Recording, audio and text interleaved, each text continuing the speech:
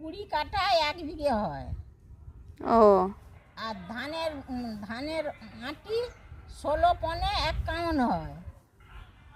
আর হচ্ছে পন হিসাবে নিতে গেলে 20 গন্ডায় 1 পন হয়। ধান 40 কেজি 1 মন হয়। হুম আর 1.5 মন ধানে 1 মন চাল হয়। হুম। আর এই যে ধান, এই যে খড়গুলো যে এই যে বান্ডিল বান্ডিল করে আছে, এইগুলো কত কত কত বান্ডিল করা আছে এগুলো? এগুলো 10 গন্ডার করে বান্ডিল করে, কেউ 15 গন্ডার করে। 15 ঘন্টা হলে কটা ইয়ে থাকবে খড়? আরে 15 গন্ডা হলে 15 গন্ডাই থাকবে, আবার ও 15 গন্ডা কি হবে? 20 গন্ডা হলে 1 পন।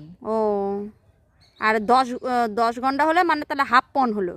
হ্যাঁ, 10 গন্ডা হলে 1/2 পন। হুম। তার মানে যারা গরুর জন্য যখন 5 গন্ডা হলে তা 1 সিকি, 4 সিকির 1 সিকি। বিশাল বড় অঙ্কের হিসাব। তো গুলা যাইতাছে কানে গুলি যাবে। এই এত পন এত মন গন্ডা হিসাব রাখতে পারবো? লেখাপড়া শিখাচ্ছে তোমার হিসাব রাখতে না, এত এইসব গন্ডা ফন্ডা এইসব করে করে তো প্রচুর কঠিন বিষয় হয়ে গেল আর কি ব্যাপারটা। তখন হয়তো ছিল না, যারা এই গরুর জন্য যে ধান, আরে ভরি ছিল, তখন বলেছিল ভরি।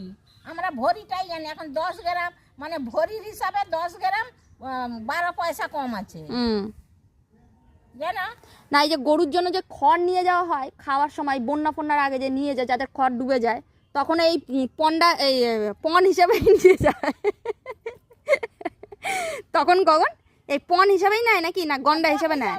যে 1 পন নিবে সে পন হিসাবে 1 পন নিয়ে নিবে, 20 গন্ডা নিবে।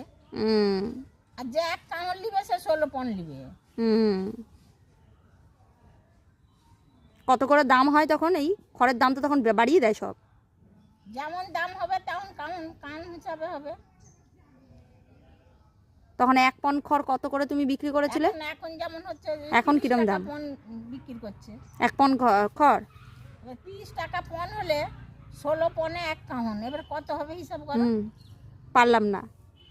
কি পারলাম নি?